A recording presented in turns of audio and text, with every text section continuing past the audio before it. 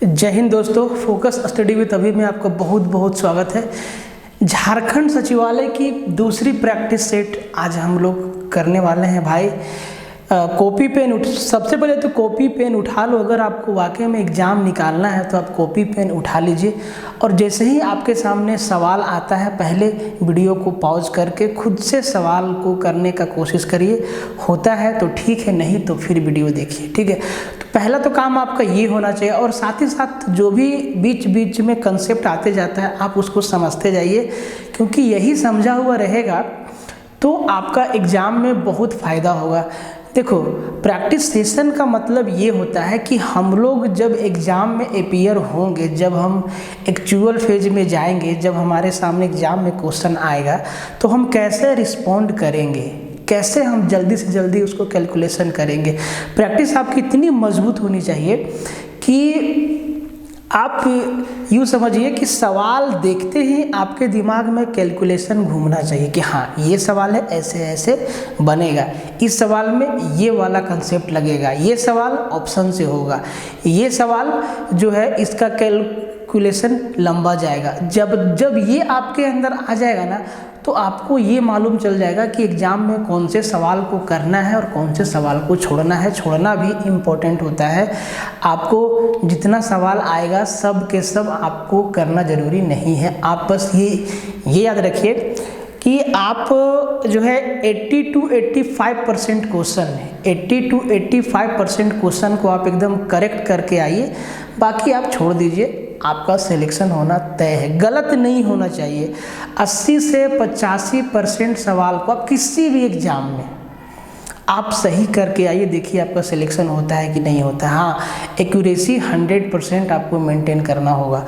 और ये बातें सुनने में आसान है कि एग्ज़ाम में 85% क्वेश्चन को सही करके आना, इसके पीछे आपको ना बहुत ज़बरदस्त वाला मेहनत करना पड़ेगा। नहीं तो होगा वही कि 100 बनाएंगे उसमें से 30 गलत हो जाएगा, ठीक है। तो नहीं, 70 बनाओ, 80 बनाओ और 80 में 80 सही लेके आओ। ह्यूमन एरर होता है, दो चार मिस्टेक चलेगा, इससे सिलेक्शन पे कोई फ़र्क नहीं पड़ने वाला है। लेकिन आपका एक्यूरेसी 100% आपको कोशिश करना है कि हमसे गलती हो ही ना। अगर देखो यार, एग्ज़ाम है, प्रेशर रहता है तो ह्यूमन एरर वहाँ पे होना निश्चित है, लेकिन आपको ना आपके दिमाग को एकदम प्रेजेंट मोड में रखना है, कहीं खोना नहीं है। एक एक चीज़ पे आपको ध्यान देना है, ठीक है। तो देखिए, और फिर वही बात, टेलीग्राम का लिंक डिस्क्रिप्शन में दिया हुआ है, आप जाके उसको फॉलो कर लीजिएगा। और भाई पहला वाला प्रैक्टिस सेट का लिंक भी डिस्क्रिप्शन में है, आप उसको भी जाके देखिए अगर आपने नहीं देखा है तो, ठीक है। और अगर आपको लगता है कि आपको मैथ पढ़ना चाहिए अच्छे से झारखंड सीजीएल के लिए या किसी भी एग्ज़ाम के लिए, तो आप हमारा कोर्स ज्वाइन कर सकते हैं, जो कि बहुत ही मिनिमम फ़ी में। मैंने आपको क्या बोला था कि फ़ी इतना है कि उस पैसे से एक नॉर्मल पिज़्ज़ा भी नहीं आएगा, सिर्फ पिज़्ज़ा भी नहीं आएगा, उतनी कम फ़ी है। और आपको ये मालूम है कि अगर आप कोई भी पिज़्ज़ा लेंगे तो 250-300 से उसकी शुरुआत होती है, 400-500 से। तो एकदम कम से कम फ़ी में, मिनिमम फ़ी में हम लोग बेस्ट क्वालिटी देंगे आपको। कोर्स का डिटेल आपको बहुत जल्दी मालूम चल जाएगा टेलीग्राम चैनल पे, यूट्यूब के माध्यम से अभिषेक सर आपको बता देंगे। और तब तक के लिए आप चैनल को एकदम बने रहिए, वीडियो को लाइक करिए, चैनल को शेयर करो, सब्सक्राइब करो, तभी तो हमें मोटिवेशन मिलेगा।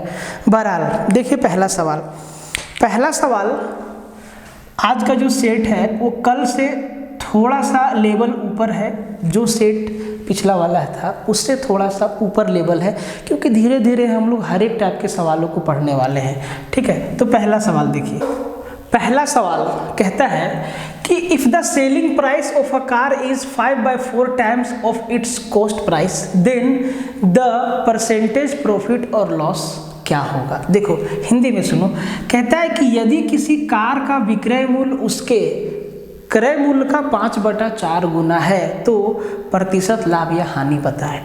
जो सेलिंग प्राइस है ना वो कोस्ट का 5/4 टाइम्स है। तो भाई इसका इस पे व्यक्ति को लॉस होगा या प्रॉफिट होगा, आपको बताना। बहुत ही आसान सवाल है, बहुत ही कॉमन सवाल है, कमोबेश हर एक एग्जाम में ये सवाल आपको देखने को मिलेगा। क्या बोलता है उसी को आप लिख दीजिए।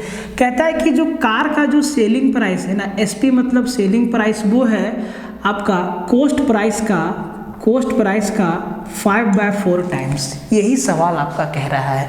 तो हम यहाँ से सेलिंग प्राइस और कोस्ट प्राइस का रेशियो निकाल लेंगे। तो ये हो जाएगा SP/CP = 5/4। और SP/CP = 5/4 का मतलब ये हुआ कि 4 रुपये में खरीद के 5 रुपया में बेच दिया। 4 रुपया में खरीद के 5 रुपया में बेच दिया। 4 रुपया में खरीद के 5 रुपया में बेच दिया। 1 रुपया का फायदा हुआ। 1 रुपया का फायदा हुआ कितना रुपया पर? तो भाई उसका लागत कितना है? 4 रुपया। अगर 4 रुपया पे 1 रुपया का फायदा हुआ, अगर आप 4 रुपया का सामान खरीद के उसको 1 रुपया फायदे पे बेचते हैं, इसका मतलब आपको 25% का क्या होता है? प्रॉफिट होता है। 25% का क्या होता है? प्रॉफिट होता है। परसेंटेज क्यों निकालेंगे यार? क्यों कोई व्यक्ति इसको ऐसे लिखेगा 1/4 × 100% बराबर 4 से काटेगा 25% और 25% क्या लगाएगा? आंसर। भाई बात वही है, दिमाग को कैलकुलेशन करने दो, आपको फायदा होगा, नहीं तो आप फंसेंगे एग्जाम में। ठीक को देखिए, कहता है सवाल the average of 7 girls is 14 years. यहाँ पे द एवरेज एज लिख दीजिए, मतलब 7 लड़कियों की जो औसत उम्र है। The average age of 7 girls is 14 year. कहता है कि 7 लड़की का औसत आयु 14 साल है। 7 लड़की का औसत आयु 14 साल है। When teachers as included the average becomes 18 year. अगर उन 7 लड़की में एक शिक्षक के उम्र को भी शामिल कर लेते हैं, तब औसत जो है वो हो जाता है 18 वर्ष। तो कहता है कि शिक्षक की आयु क्या है? देखिए सिंपल सवाल है। 7 लड़की का देखो औसत कैसे निकलता है? 7 लड़कियों का उम्र को जोड़ा होगा और उसको 7 से भागा दिया होगा। औसत = जितना आपका टर्म है उतना को जोड़ेंगे और फिर जितना टर्म है उससे उसको डिवाइड करेंगे। तो 7 लड़की के उम्र को एक साथ जोड़ा होगा और उसको 7 से भागा दिया होगा, तो उसको क्या मिला? 14 वर्ष। और औसत का मतलब है कि 7 का उम्र जो है 14 साल 14 साल 14 साल 14 साल निकल के आया। अगर 7 लड़की का उम्र औसत उम्र 14 साल है, तो 7 का टोटल उम्र कितना होगा? तो आप कहेंगे 14 × 7 = 98 वर्ष। 7 लड़की का टोटल उम्र कितना होगा? 98 वर्ष। अब जब टीचर को भी शामिल कर देते हैं तो अब व्यक्ति का संख्या कितना हो गया? पहले 7 लड़की थी, अब कितना हो गया? 8। जब टीचर को भी शामिल कर देते हैं तो औसत उम्र जो है 18 वर्ष हो जाता है। कितना हो जाता है? 18 वर्ष हो जाता है। 18 वर्ष हो जाता है। तो 18 वर्ष कितना लोग का? 8 लोग का। तो 8 लोग का टोटल उम्र 18 × 8 = 144 साल। अब देखो, जब टीचर को भी शामिल कर दिए तो टोटल उम्र का जोड़ हो गया 144 वर्ष। लेकिन सिर्फ 7 लड़की का उम्र, टोटल उम्र कितना था? 98 साल। तो भाई 7 लड़की का उम्र 98 साल, तो 144 साल में से 7 लड़की का उम्र कितना था? 98 साल। तो कितना बचा? 46 साल। और 46 साल किसका उम्र बचा? मास्टर का उम्र बचा। बोलो, टीचर का उम्र बचा कि नहीं? बेसिक सवाल है, कुछ भी ट्रिक टेक्निक मैं यहाँ पे आपको नहीं बता रहा हूँ, क्योंकि ये फॉर्मेट सबको समझ में आता है और ये समझना आसान है। बाकी कई सारे तरीके हैं इस सवाल को तोड़ने के, जिससे हम लोग सवाल को तोड़ सकते हैं। लेकिन हम लोग जब एवरेज पढ़ेंगे तो उस वाले सेगमेंट में डिटेल से पढ़ेंगे। आसान सवाल है तो भाई देखो, जैसा सवाल रहे वैसा ही तरीका लगाओ। सवाल आसान है, कैलकुलेशन कुछ भी नहीं है। एग्जाम में आपको 14 × 98 और 18 × 8 = 144। 144 में 98 गया, 46 साल हो गया आपका आंसर। एकदम सिंपल वे में मैं आपको थोड़ा सा समझ बने, इसीलिए हमने इस फॉर्मेट को यहाँ पे लिखा है। तो टीचर का जो उम्र है वो कितना होगा सर? 46 ईयर, 46 साल। देखिए, दो छोटे छोटे और अच्छे कंसेप्ट वाले सवाल आपके एग्जाम में आए हैं, मैंने उन दोनों को साथ में लिख दिया है। देखिए, कहता है कि इफ़, यदि, भाई इतना भी हिंदी नहीं लिखना चाहिए, यदि 3125 का पावर के बराबर 125, 1/125, तो बोलता है कि के का वैल्यू क्या है? 3125 का पावर के है इक्वल टू 1/125, देन के इक्वल टू वाट? एक बात बताइए, 3125 देख के आपको क्या लगता है? 3125, क्या 3125 को हम 5 का पावर 5 लिखेंगे? 3125 को क्या लिखेंगे? 5 का पावर 5, 5 को 5 बार मल्टीप्लाई करेंगे, 5 × 5 × 5 × 5 × 5, तो क्या आएगा? 3125। इसका मतलब 3125 को हम क्या लिखेंगे? हम लिखेंगे 5 का पावर 5 और इस पे पावर क्या है? 5। तो ये फाइनली क्या हो जाएगा? 5⁵ के इक्वल टू क्या दिया हुआ? 1/125। क्या आपको याद है मैंने आपको क्या बताया था? यदि a⁻⁻1 है तो हम इसको क्या लिखते हैं? a का पावर 1। यदि a⁻⁻1 है तो हम इसको क्या लिखते हैं? 1/a का पावर 1। ठीक है, आपको समझने के लिए 2 लिख देते हैं, एक से बहुत लोग कंफ्यूज हो जाएंगे। अगर a⁻2 है तो हम इसको क्या लिखेंगे? 1/1², a²। अगर ऐसे है तो ऐसे लिखेंगे, तो हम इसको ऐसे भी तो लिख सकते हैं। अगर कहीं पे ऐसे दिया हुआ 1/a², तो क्या हम इसको a⁻2 नहीं लिखेंगे?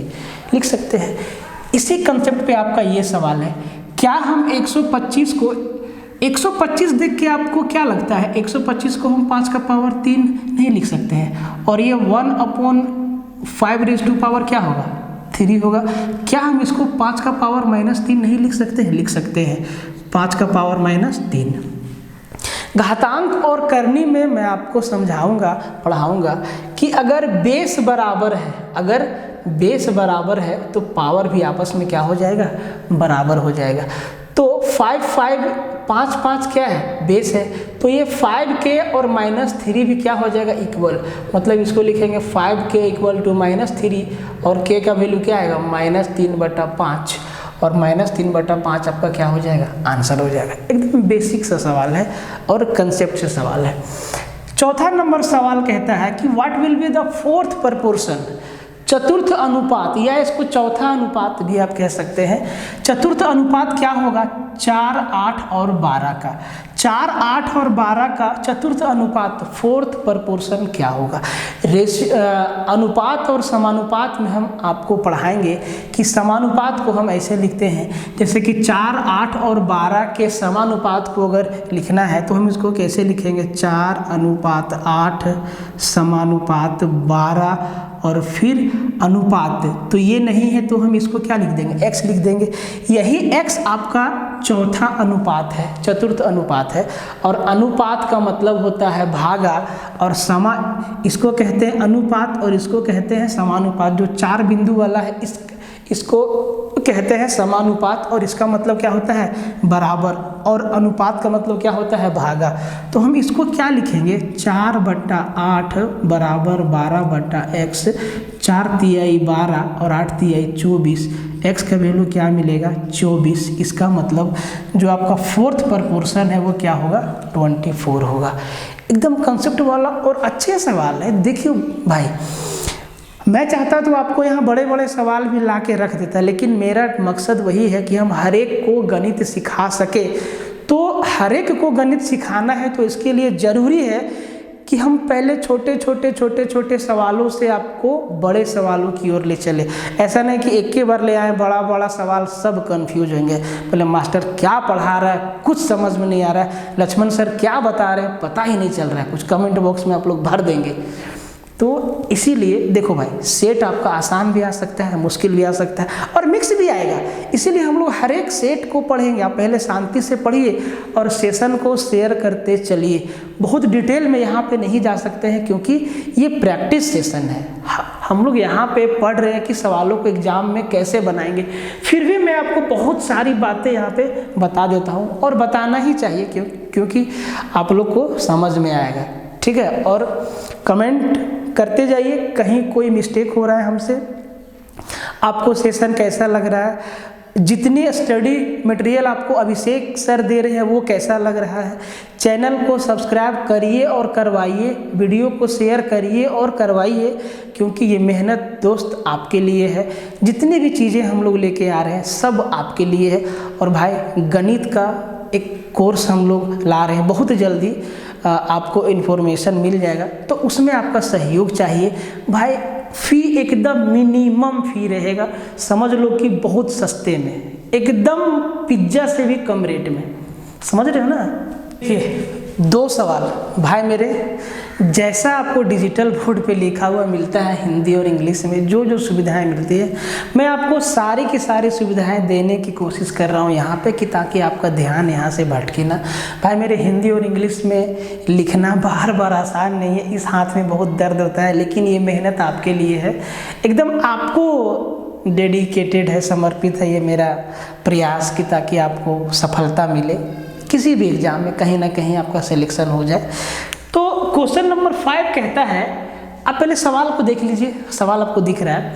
कहता है कि Raj and Aditya invested Rs24,000 and 52,000 Raj और आदित्य जो है 24,000 और 52,000 रुपया निवेश करता है, कहीं भी निवेश किया होगा। 4 years लेटर, 4 साल के अंत में दे गोट अ प्रॉफिट ऑफ 38,000। वो लोग 24,000 और 52,000 रुपया जो निवेश किया, 4 साल के बाद उनको 38,000 का फायदा हुआ। What will be the Raj share, तो उसमें जो फायदा हुआ उसमें राज का हिस्सा क्या है। या आपसे पूछ देता है कि जो फायदा हुआ उसमें आदित्य का हिस्सा क्या है। सवाल आपका हिंदी में भी है। राज और आदित्य ने 24,000 और 52,000 रुपये का निवेश किया, 4 वर्ष के अंत में उन्हें 38,000 रुपये का क्या हुआ, फायदा हुआ। तो लाभांश में राज का हिस्सा क्या है, राज का हिस्सा जो है लाभांश में क्या है।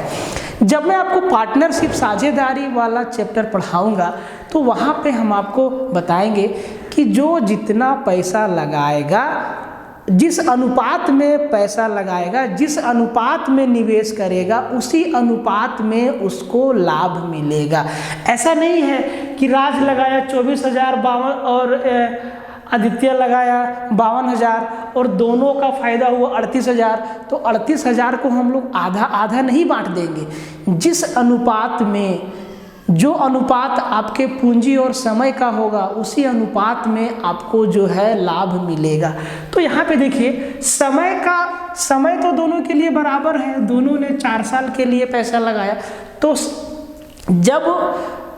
जब इन्वेस्टर्स जो है, निवेशक का समय बराबर है, 2 निवेशक का समय बराबर है, तो हम लोग कैलकुलेशन में टाइम को नहीं लेते क्योंकि वो कट जाता है। तो हम लोग सीधा यहाँ पे उनके कैपिटल का, उनके इन्वेस्टमेंट का रेशियो लेंगे। तो राज लगाया है 24,000 और आदित्य लगाया है 52,000। भाई 24,000 और 52,000 का अनुपात क्या होगा, पहले तो 3 0 काट दो, ये बचा 24 और 52। अब 24 और 52 को किससे भाग दे सकते हैं, जाएगा, हाँ, तो ये 4 से जाएगा। 24 को 4 से भागा देंगे 6 बार में, और 52 को 4 से भागा देंगे 13 बार में। देखिए, जो अनुपात उनका पूंजी का था वही अनुपात उनका लाभ का होगा। अब इस पूंजी के अनुपात में ही हमेशा लाभ को बांटा जाता है। तो इनका पूंजी का अनुपात क्या है, 6:13, तो लाभ का भी अनुपात यही रहेगा, 6:13। इसका मतलब ये है कि राज को अगर 6 रुपया मिलेगा तो आदित्य को 13 रुपया मिलेगा। राज को अगर 6 रुपया मिलेगा तो आदित्य को 13 रुपया मिलेगा। और इसी 6 और 13 कितना, 6 और 13 19 का वैल्यू आपका सवाल में दिया है 38,000। अगर 19 का वैल्यू 38,000 है तो 1 का वैल्यू कितना हो जाएगा भाई? बोलेंगे 2,000। 1 का वैल्यू 2,000। अगर 1 का वैल्यू 2,000 है तो पूछा है राज का हिस्सा कितना है, तो राज का हिस्सा यहाँ 6 है। अगर 1 का वैल्यू 2 है तो 6 का वैल्यू 6 दूना 12,000 रुपया हिस्सा मिलेगा। तो 38,000 में से 12,000 रुपया मिल जाएगा राज को, और बाकी जो बचे 13 दूना 26,000 रुपया मिलेगा आदित्य को। तो अगर लाभ का अनुपात पूछता तो हम यहीं पे आंसर कर देते। अगर उनका लाभ का अनुपात पूछता तो आंसर हमारा यही होता। ठीक है, इस सवाल को देखिए, बहुत ही अच्छा सवाल है, समझदारी वाला सवाल है। कहता है if x directly proportional to y। देखो डायरेक्टली प्रोपोर्शनल, जो ऐसा वाला साइन होता है ना, x और y में सीधा, इसका सीधा मतलब है कि x और y में सीधा संबंध है। अगर x बढ़ेगा तो y भी बढ़ेगा, x घटेगा तो y भी घटेगा। एंड बोलता है कि x इक्वल टू 3 और y जो है 6 है। x अगर 3 है तो y कितना है? 6 है। Then find the value of x if y equal to 12। कहता है भाई हिंदी वाला देख लो, बहुत लोग हिंदी भाषी हैं, देख लो। यदि x का सीधा संबंध किससे है? y से है। और कहता है कि x 3 पर y 6 है। x 3 है तो y 6 है। आप यही से समझ सकते हैं कि x का 2 गुना है y, x का 2 गुना है y। तो कहता है कि x का मान कितना होगा अगर y 12 है। देखो जी, x अगर 3 है तो y कितना है? 6 है। कहता है कि y अगर 12 है तो x कितना होगा भाई? 6 होगा। y का आधा ही तो रहेगा हमेशा। डायरेक्टली प्रोपोर्शनल का मतलब यही तो होगा। y का वैल्यू दिया है 12 तो x कितना रहेगा? 6 रहेगा। x का 2 गुना y, या हम इसको कह ले कि y का आधा x, बात बराबर है। तो x का वैल्यू कितना हो जाएगा? 6 हो जाएगा। 6 हमारा इस सवाल का क्या हो जाएगा? आंसर हो जाएगा। देख रहे हैं, अच्छा लग रहा है तो सेशन को शेयर करते चलिए। और अगर कुछ भी शिकवा सुझाव, प्यार मोहब्बत की बातें कहनी है तो आपके लिए कमेंट बॉक्स खुला है। आप वहाँ पे हमें अपना सुझाव, फीडबैक दीजिए, हम लोग एक एक बातों को कंसीडर करेंगे। नेक्स्ट क्वेश्चन देखिए, पहले देखिए 7 नंबर। कहता है कि if the annual rate of a simple interest increased from 6% to 17/2%। यही लाइन इंपॉर्टेंट है। ठीक है, a man's yearly income increased by Rs 850 rupees. एक आदमी का इनकम जो है 850 रुपया सालाना बढ़ गया, तो हिज ईयरली इनकम, उसका सालाना इनकम क्या है? तो हमारा झारखंड के देसी भाषा में सवाल कहता है कि साधारण ब्याज की वार्षिक दर। देखो, एक आदमी ना पहले उधार देता था 6% पर कि आपको जितना भी पैसा चाहिए हम देंगे, 6% हम लेंगे इंटरेस्ट। अब की इस बार क्या कि वो बढ़ा के कर दिया 17/2। 17/2 मतलब क्या? 8.5%। सिंपल भाषा में मतलब वो पहले उधार देता था 6% पर, बोला ना भैया अब रेट बढ़ जाएगा, अब हम आपको देंगे 8.5% पर। तो अब जब ये इसका 6% या 8.5% इंटरेस्ट रेट बढ़ा दिया तो भाई उसका इनकम भी बढ़ गया। तब उसको 850 रुपया बढ़ के मिलने लगा, 850 ज़्यादा मिलने लगा, 850 रुपया ज़्यादा मिलने लगा। क्यों? क्योंकि उसका इंटरेस्ट रेट जो है बढ़ गया कितना? 2.5%, 2.5%। 2.5% क्या हो गया? बढ़ गया। 2.5% क्या? 2.5% को हम 5/2 लिख दें आपके समझदारी के लिए, कोई दिक्कत नहीं। वैसे भी आंसर आ जाएगा, लेकिन हमको समझाना है तो थोड़ा सिंपल वे में लेके जाना होगा। तो भाई इसी 2.5% के कारण ही 850 रुपया उसका बढ़ा। या हम यूँ समझें कि इसी 2.5% का वैल्यू 850 रुपया है, तो भाई जो उसका इनकम होगा उसके लिए 100% होगा, पूरा कंप्लीट इनकम। तो अगर 2.5% का वैल्यू 850 है तो 5 से काटेंगे 17 बार में 170 और 2 यहाँ पे मल्टीप्लाई हो जाएगा, तो भैया 1% का वैल्यू 17 दूना 34, 340 रुपया।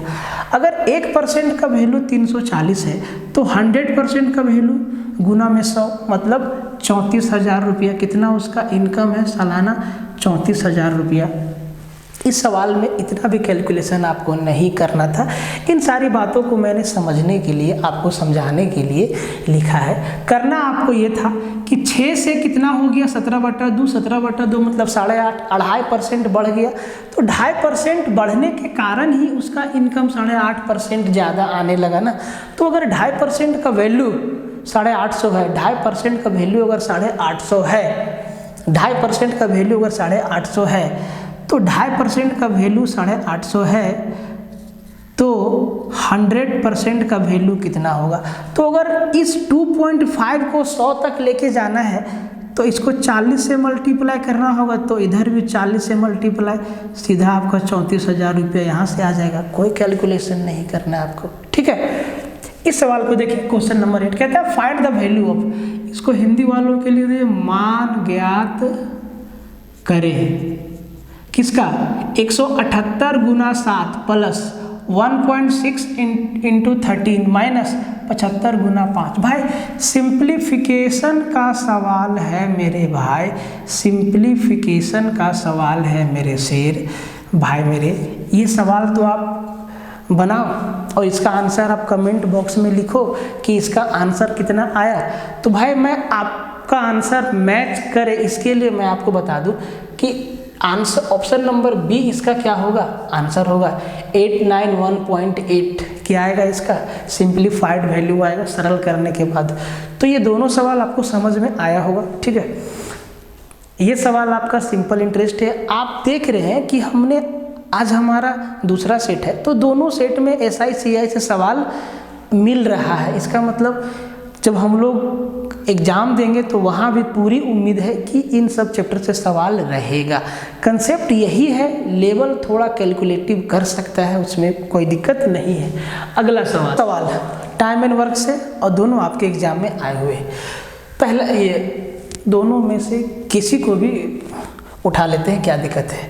तो कहता है कि A can do a piece of work in 8 days। A जो है किसी काम को 8 दिन में करता है, and B can do same work in 12 days, और बी जो है उसी काम को 12 दिनों में करता है। ये अकेले की बात है कि ए अगर एक काम को 8 दिन में करेगा तो बी जो है अकेले उसी काम को 12 दिनों में करेगा। कहता है कि in how many days would the work finish, कितने दिनों में काम समाप्त हो जाएगा यदि वे दोनों मिल के साथ में काम करें। तो टाइम एंड वर्क का बहुत बेसिक सवाल है। अभी यूँ कहें तो इसी सवाल से टाइम एंड वर्क की शुरुआत होती है। तो टाइम एंड वर्क का यार कंसेप्ट, सारे की सारी कंसेप्ट समझाने में वक्त लगेगा, लेकिन फिलहाल इस टाइप का सवाल को कैसे बनाएंगे और ये कंसेप्ट जो है पूरे टाइम एंड वर्क में लगने वाला है। तो आप समझ लीजिए, देखिए तो ए जो है किसी काम को करता है 8 दिन में, और बी जो है उसी काम को करता है 12 दिन में। तो सबसे पहले 8 और 12 का एलसीएम कितना? 24। तो ये जो एलसीएम होता है ना वो टोटल वर्क होता है। आपको बताएंगे टाइम एंड वर्क में डिटेल से बताएंगे कि हम लोग ऐसे वाला मेथड को क्यों लिखते हैं, ये कहाँ से आया। कुछ लोग बोलते हैं यूट्यूब पे कि हम भाई इस मेथड को हम बनाए हैं। कोई अभी के टाइम में जो भी मैथ में चल रहा है किसी ने कुछ नहीं बनाया, सब पहले से बनाया है, ठीक है। कुछ बनाने की आवश्यकता ही नहीं है, ना ही अभी निकट भविष्य में कुछ चेंज होने वाला है। समझ रहे बात को? तो देखिए जो एलसीएम होता है वो टोटल वर्क होता है। तो 8 और 12 का एलसीएम 24 क्या हुआ? टोटल काम। मान लो कि 24 रोटी खाना है, तो अगर 24 रोटी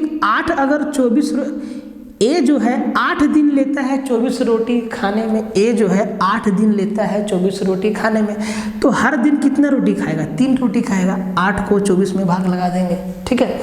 तो हर दिन 3 रोटी। अच्छा, जो चीज़ हम हर दिन खाते हैं या करते हैं वही हमारा क्षमता है।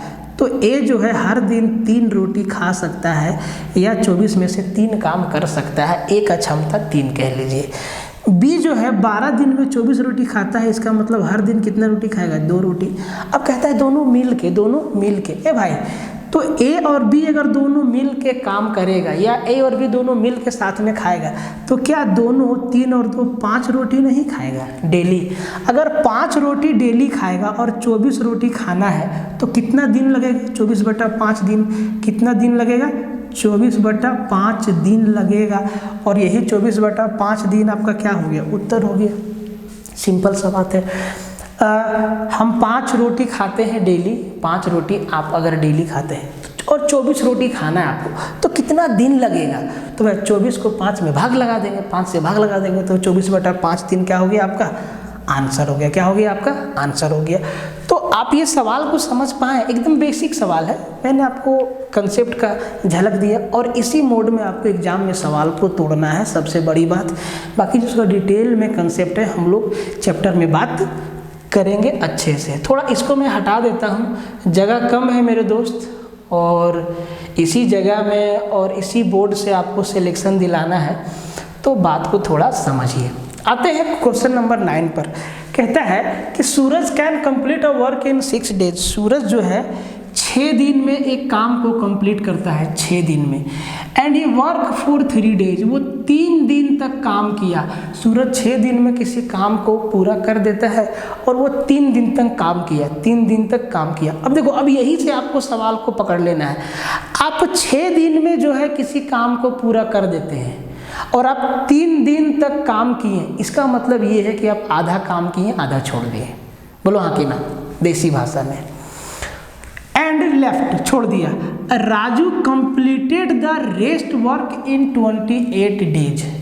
Raju completed the rest work in 14 days, 14 दिन में। देखो बाकी जो काम बचा ना, देखो भाई आधा काम तो सूरज भाई करके गया, आधा काम छोड़ा। उस आधा काम को करने में राजू जो है 14 दिन लिया। In how many days could have Raju finish the work alone. कहता है कि अगर राजू अकेले पूरा काम करता तो कितना दिन लेता। कितना बेसिक है, इतना आसान भाषा में आपको समझाएंगे, देसी भाषा में। आप इस सवाल से समझ गए कि सूरज जो है अकेले किसी काम को 6 दिन में कर लेता, लेकिन उसने 3 दिनों तक काम किया। ही वर्क फॉर 3 डेज, 3 दिन तक काम किया। तो भाई 6 दिन में आप सारा काम कर लेते और 3 दिन काम किए, इसका मतलब आप आधा काम किए, आधा काम किए तो आधा काम छोड़ दिए। और इसी आधा काम को करने के लिए आता है राजू, आधा काम करने के लिए आता है राजू, और राजू जो है 14 दिन लेता है आधा काम करने को। तो समझने वाले समझ गए होंगे। अब राजू जो है 14 दिन में करता है आधा काम, तो पूछा है कि वो अकेले पूरा काम को कितने दिनों में। भाई आप अगर आधा काम को 14 दिन में करते हैं तो क्या आप पूरा काम को करने में 28 दिन नहीं लेंगे। एकदम देसी भाषा में, अगर आप आधा काम को 14 दिन में करते हैं तो पूरा काम करने में कितना दिन लेंगे, 28 दिन लेंगे, 2 गुना दिन लेंगे। ये आपका क्या हो गया, आंसर हो गया। पेन भी नहीं लगाना था आपको, वैसे सवाल आसान था। ठीक है, देखो भाई, तो ये 2 टाइप के सवाल जो आपके एग्जाम में आए हुए थे, मैंने दोनों को एक साथ सजा के रख दिया ताकि आपको कुछ कंसेप्ट दे सकूं। नेक्स्ट 2 सवाल एक साथ। कहता है सवाल, एक तो सवाल आपका बोटनी स्ट्रीम से है, दूसरा सवाल आपका ट्रेन वाला है, टाइम स्पीड एंड डिस्टेंस से। दोनों चैप्टर का कंसेप्ट लगभग सेम है। बोटनी स्ट्रीम में कंसेप्ट थोड़ा सा चेंज होता है। इसमें चेंज यही होता है कि जब आप नाव को धारा के दिशा में चलाते हैं, आप इसको ऐसे समझिए, आप नाव को सिर्फ एक शांत जल में चला रहे हैं। एक तालाब है, तालाब का जल स्थिर है, तो आप नाव जो है उसमें अपना स्पीड से घूमता है।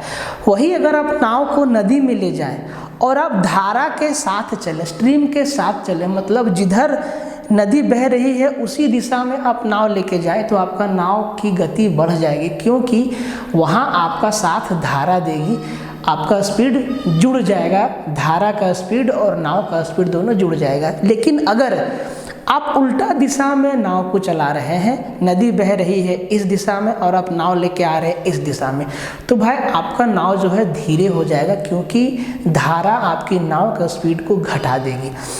तो जब सेम डायरेक्शन में जाए तो स्पीड को जोड़ देते हैं, और जब ऑपोजिट डायरेक्शन में जाए तो स्पीड को घटा देते हैं। इस दोनों बात को आप समझिए।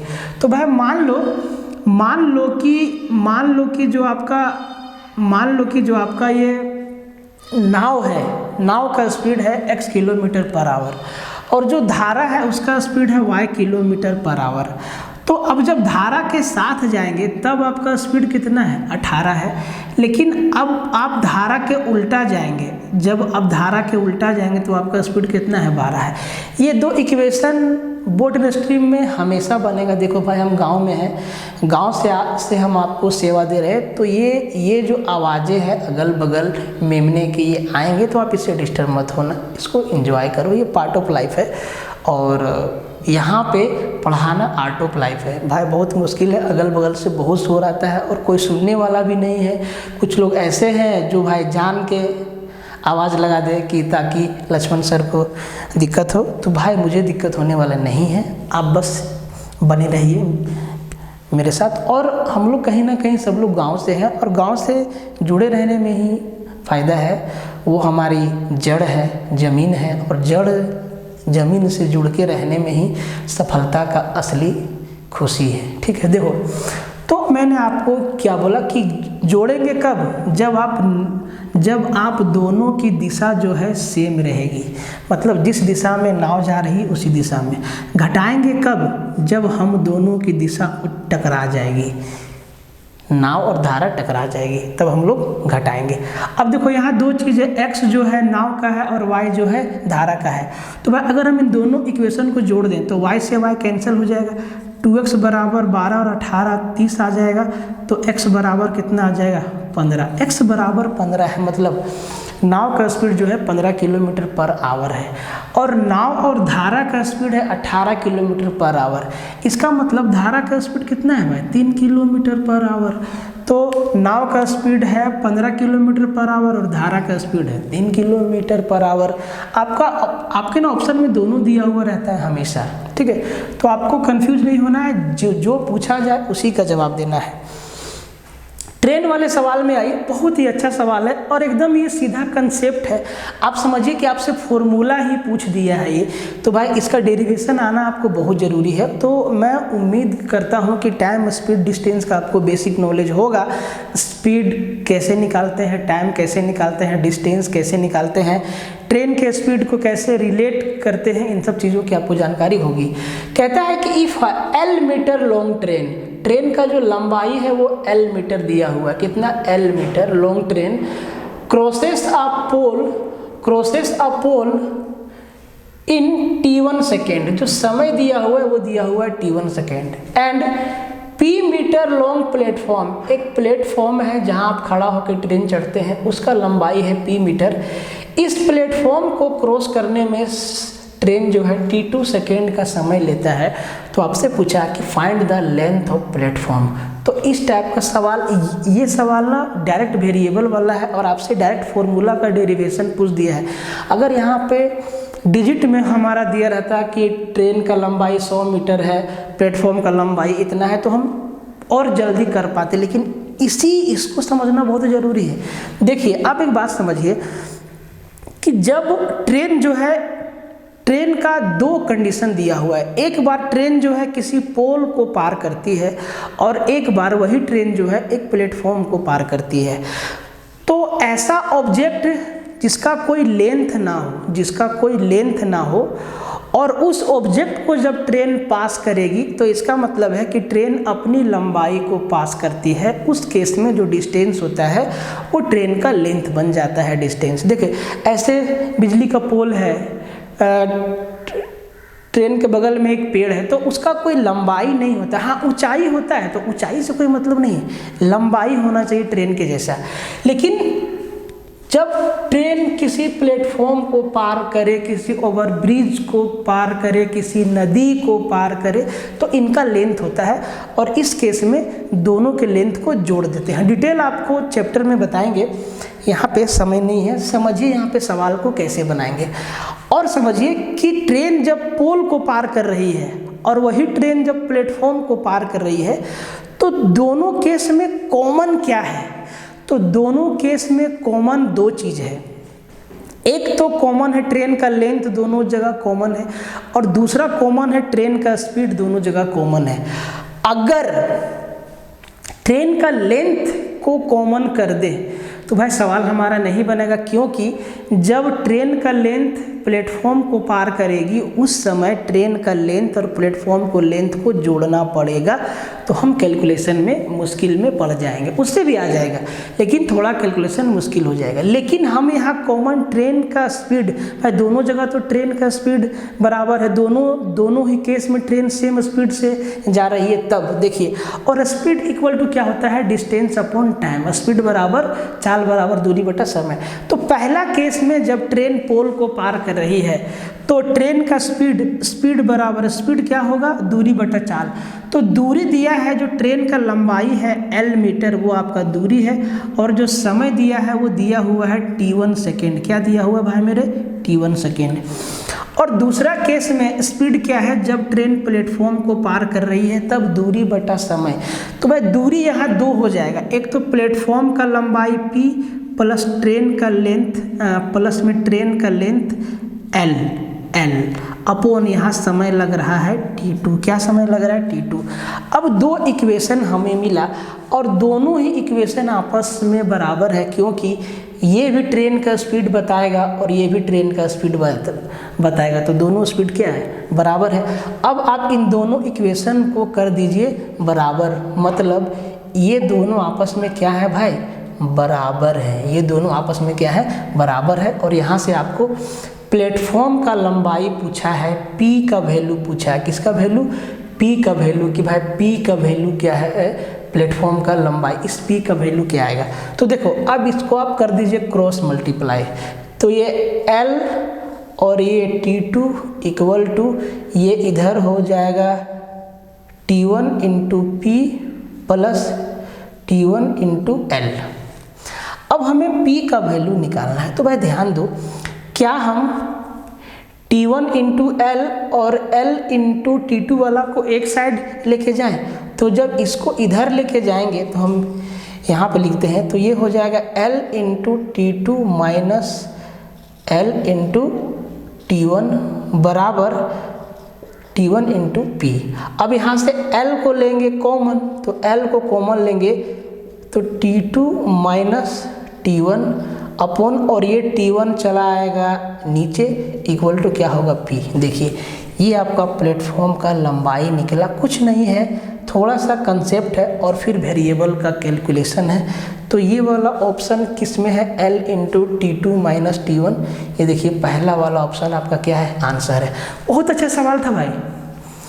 डिजिट होता है तो शायद बहुत लोग बना देते, लेकिन सीधा यहाँ वेरिएबल को रख दिया है तो आप फंस सकते थे।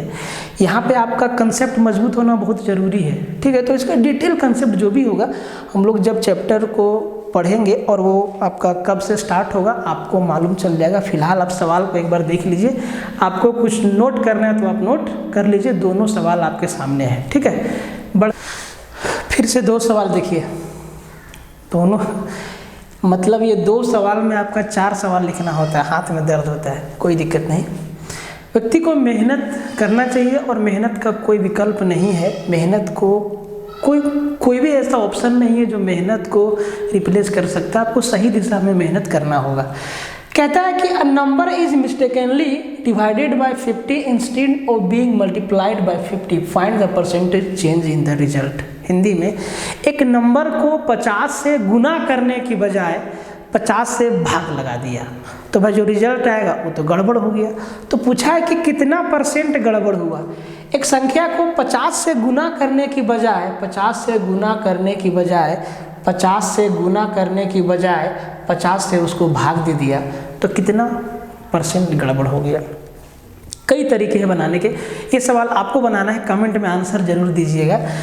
मान लीजिए हम आपको थोड़ा सा बेसिक दे देते हैं। मान लीजिए कि हमको 100, वो संख्या 100 था और 100 से हमको ना 50 को भागा देना था, 100 में 50 को भाग देना था।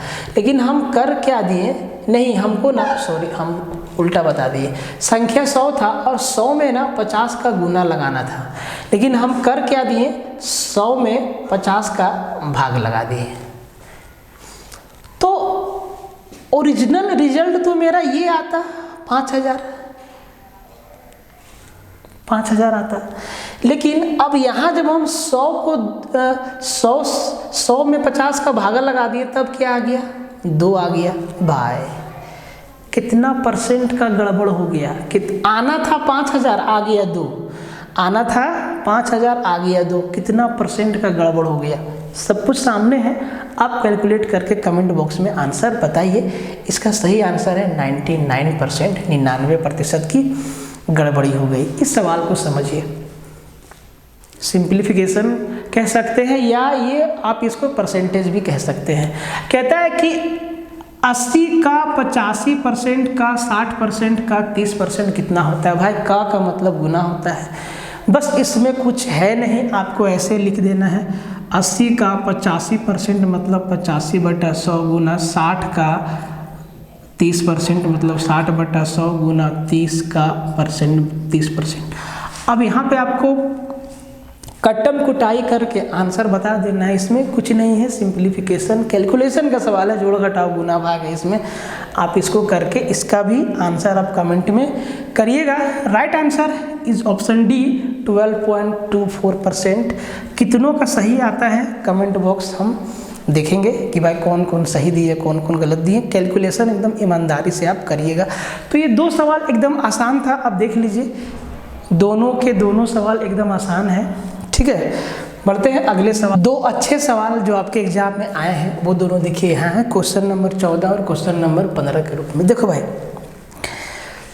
ये सवाल देखो, क्वेश्चन नंबर 14 कहता है कि a fruit seller had some apples. एक फल विक्रेता के पास कुछ सेब है। ही सेल्स 60% एप्पल्स, वो 60% बेच दिया, जितना था उसमें से 60% बेच दिया। अब 60% बेच दिया तो आपके दिमाग में तुरंत आना चाहिए कि 40% उसके पास बच गया होगा। ठीक है, 60% बेच दिया तो 40% उसके पास बच गया होगा। And still he has 2800 Apple. 60% सेब बेच दिया तो 40% बच गया। परसेंट में कितना बचा? 40%। लेकिन सेब का संख्या कितना बचा? 2800। तो इसी 40% का वैल्यू ना 2800 भाई। एक फल विक्रेता के पास कुछ सेब था, उसके 60% सेब बेचने के बाद 60% सेब बेच दिया, बाद भी 2800 सेब बच गया। तो 60% बेच दिया तो 40% रह गया, 40% रह गया और उसके पास एक्चुअल में नंबर एप्पल्स कितना पीस सेब बचा, तो भाई 2800 पीस सेब बचा। तो इसी 40% का वैल्यू 2800 हुआ ना भाई। अब हमें पूछा है कि कुल कितना सेब था, तो कुल उसके पास 100 सेब था। तो अगर आप यहाँ से कई तरीक़े से घूम सकते हैं, कैलकुलेशन कोई भी बहुत मुश्किल नहीं है। लेकिन मेरा जो मेथड है कि अगर हम 40 को 2.5 से 2.5 से मल्टीप्लाई कर दें तो हम 100 पे पहुँच जाएंगे। 40 दूना 80 और 40 का आधा 20, 100। तो भैया इधर भी तो 2.5 से मल्टीप्लाई करना होगा। तो 28 दूना 56 और 14 70 और 70 पे 3 2 0 और मतलब उसके पास 7000 टोटल सेव था, 7000 सेव था। समझ में आया? कैलकुलेशन आपका हमेशा वन लाइनर होना चाहिए, बहुत सारी चीज़ों को आपको भरभली कैलकुलेट करना होगा।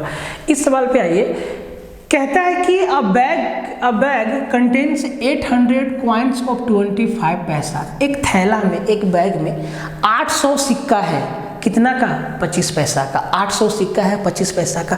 अब आपको यही से सवाल को सोल्व करना होगा कि अगर 800 सिक्का है 25 पैसा का और 25 पैसा का 4 सिक्का जोड़ेंगे तब जाके 1 रुपया बनेगा। तो भाई 800 सिक्का है 2500 पैसा का, तो रुपया मेरे पास कितना बना? तो आप कहेंगे सर 800 सिक्का है 25 पैसा का, तो मेरे पास रुपया जो बना वो बना 200 रुपया। 25 पैसा का 800 सिक्का, 4 सिक्का मिला के 1 रुपया, तो 800 को 4 से भागा दे दो तो जी आपके पास 200 रुपया बना। फिर कहता है कि एंड 1600 सिक्का है 50 पैसा का। 1600 सिक्का है 50 पैसा का, 2 50 पैसा के सिक्कों को जोड़ेंगे तो 1 रुपया बनेगा और 1600 सिक्का है, इसका मतलब 800 रुपया बन रहा है। मतलब टोटल जो बैग में पैसा है वो 1000 रुपया है पैसा। आगे क्या कहता है? कहता है कि इफ 13% ऑफ 25 पैसे and 28% of 50 paise coins are removed, then calculate the percentage money remove from the bag. कहता है कि 25 पैसा का 13% सिक्का और 50 पैसा का 28% सिक्का को बैग से निकाल देते हैं, तो पूछा है कि बैग से कितना प्रतिशत रुपया निकाला गया। अब फिर से आइए, 25 पैसा का कितना सिक्का है, तो आप कहेंगे सर 25 पैसा का जो सिक्का है वो आपका 800 है, और 800 में से हमको 13% निकालने बोला है। कितना निकालने? 13%। तो 800 का 13% कितना होगा, तो 13 8 104, 104 सिक्का। इसका मतलब 50 पैसा का 104 सिक्का हमें निकालना है।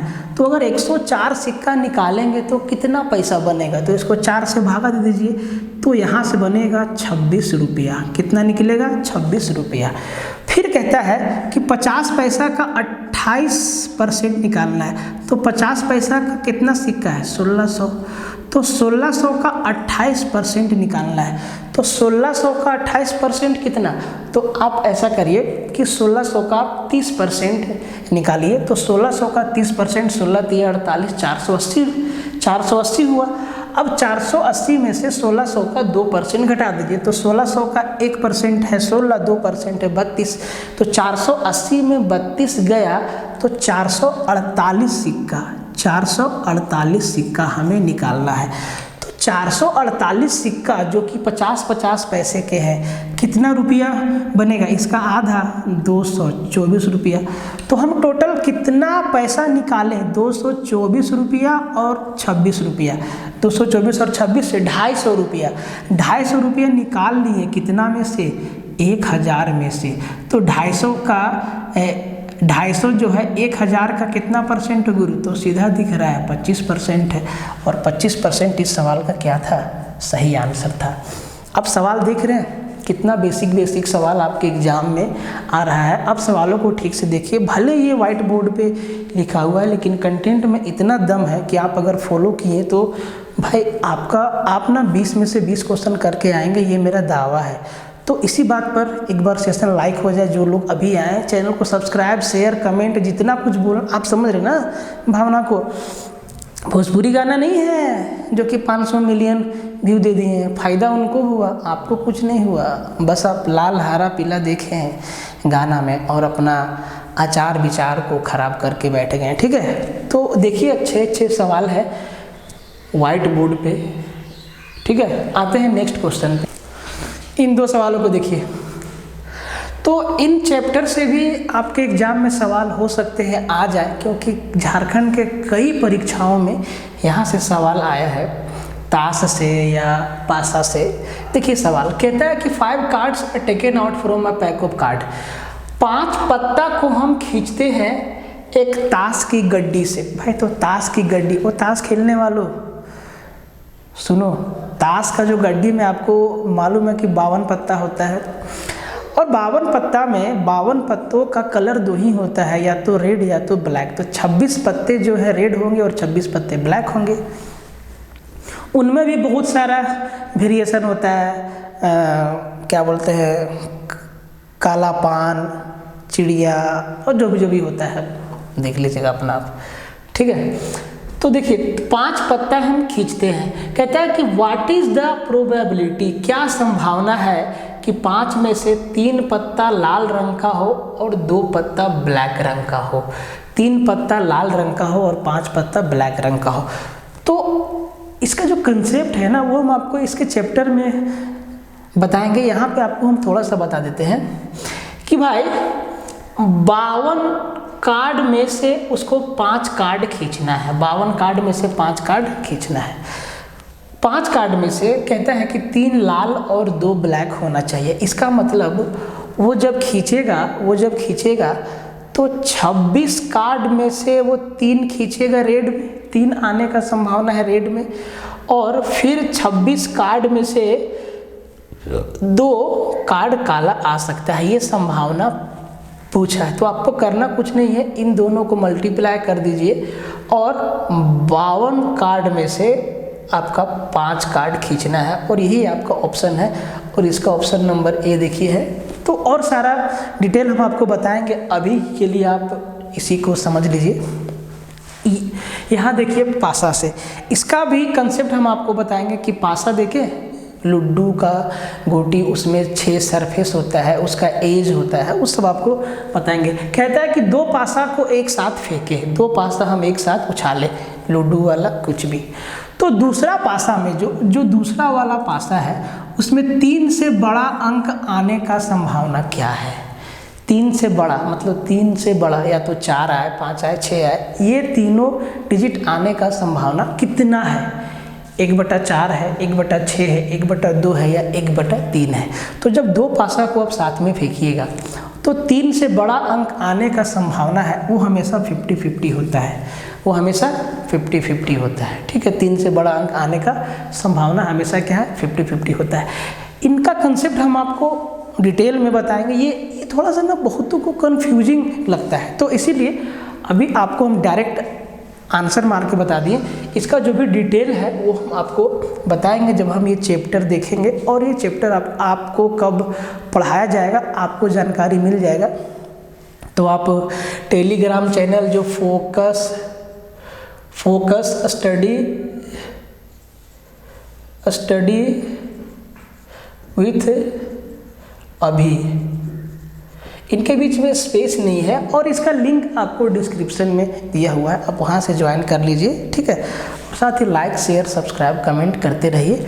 आपको अगला 2 और सवाल बताते हैं। ठीक है, तो ये दोनों आपको समझ में आ गया होगा, 16 और 17। बाकी जो भी इनका कंसेप्ट है डिटेल में हम लोग बात करेंगे। आप एक बार सवाल को देख लीजिए पहले अच्छे से कि इस टाइप के सवाल आपके एग्जाम में आ सकते हैं। हालांकि जो CGL का सिलेबस है उसमें इनका जिक्र नहीं है, लेकिन भाई देखो गणित है और पूरा का पूरा मैथ सिलेबस में दिया हुआ है। तो अगर 2 सवाल 1 सवाल घुसा ही दिया और उसको आप छोड़ दिए तो फिर आप पीछे हो गए।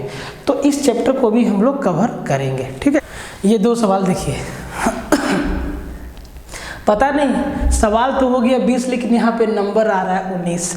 तो कोई एक सवाल में मैंने लगता है सेम नंबर लिख दिया, पर सवाल आपके 20 हो गए, है ना।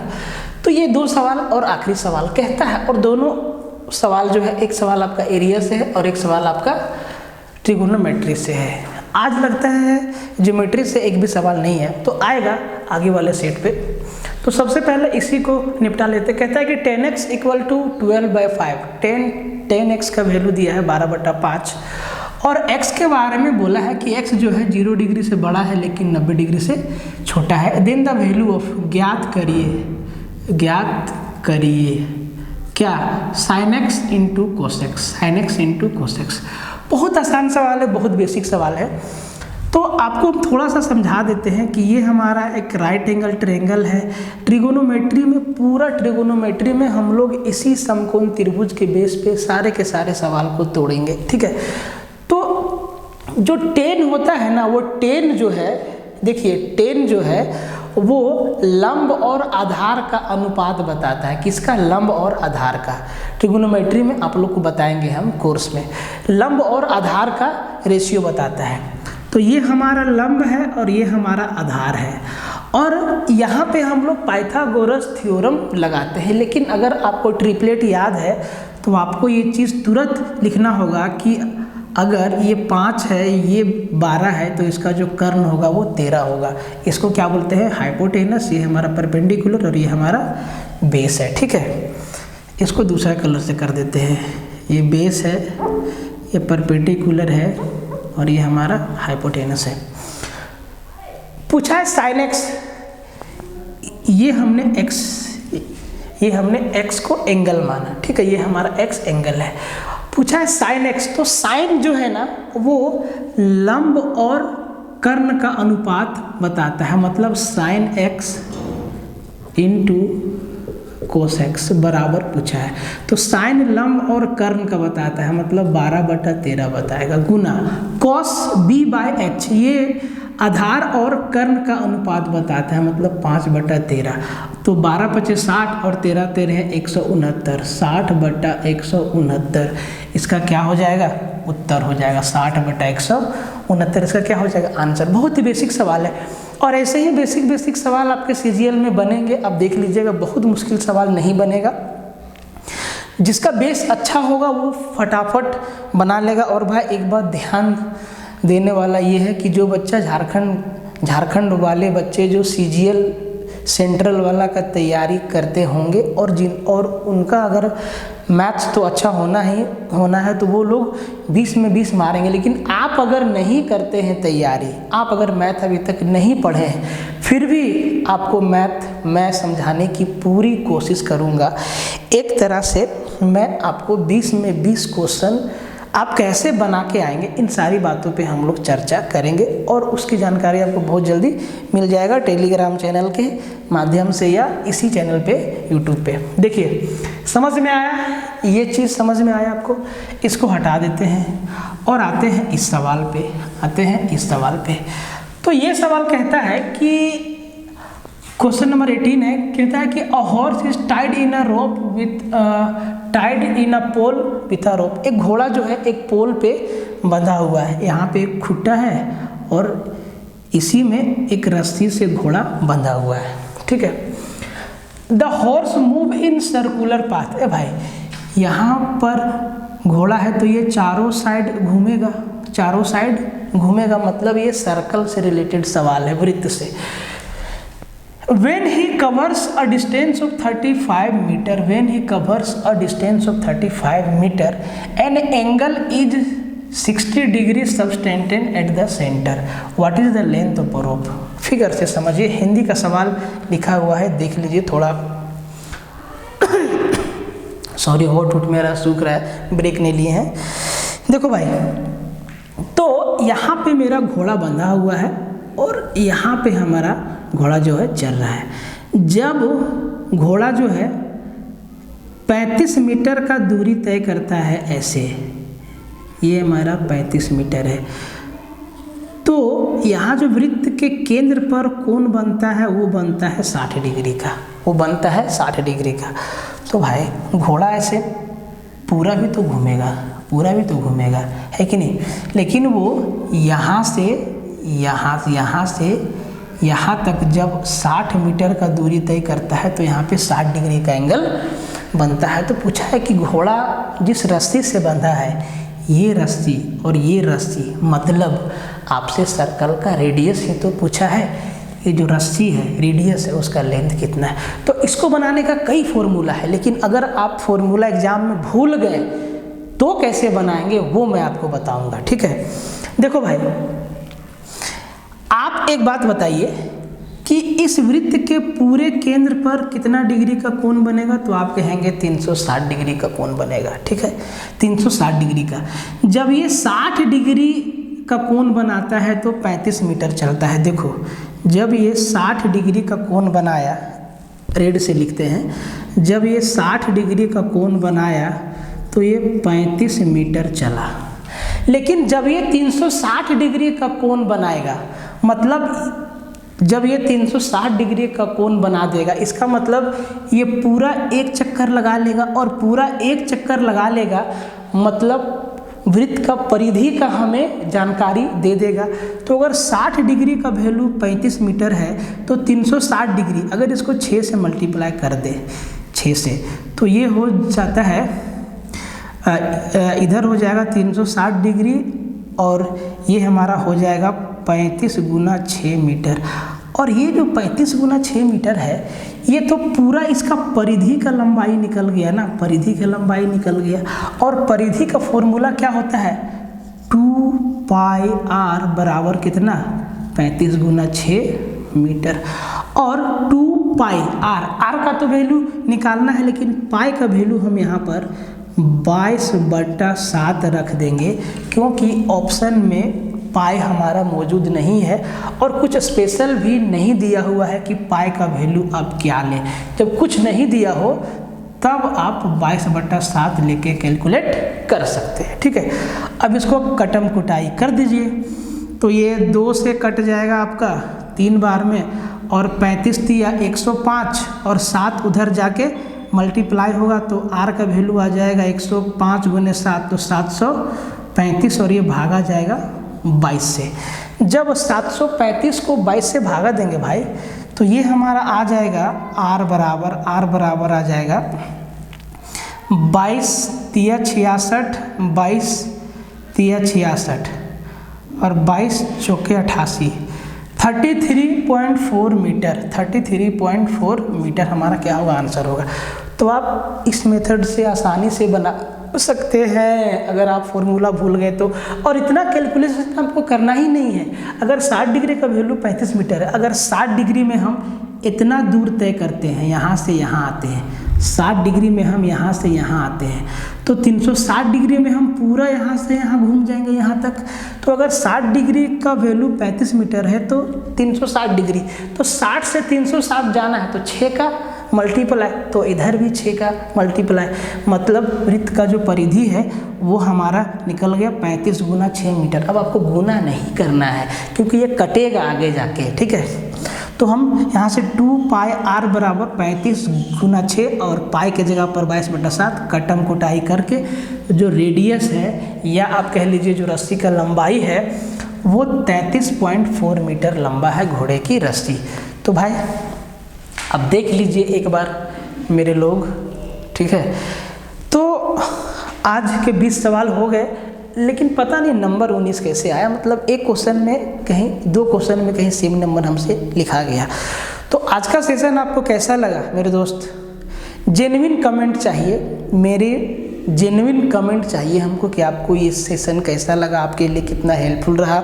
अगर सेशन लगा तो एक लाइक कर सकते हैं, चैनल को सब्सक्राइब तो करना ही होगा और वीडियो को शेयर करना मस्ट है। जितना भी आपके पास कॉन्टैक्ट है social media, WhatsApp, Facebook, Instagram, लहसुन प्याज लन फन देवानंद, सब जगह आप इसको फैला दीजिए, ठीक है।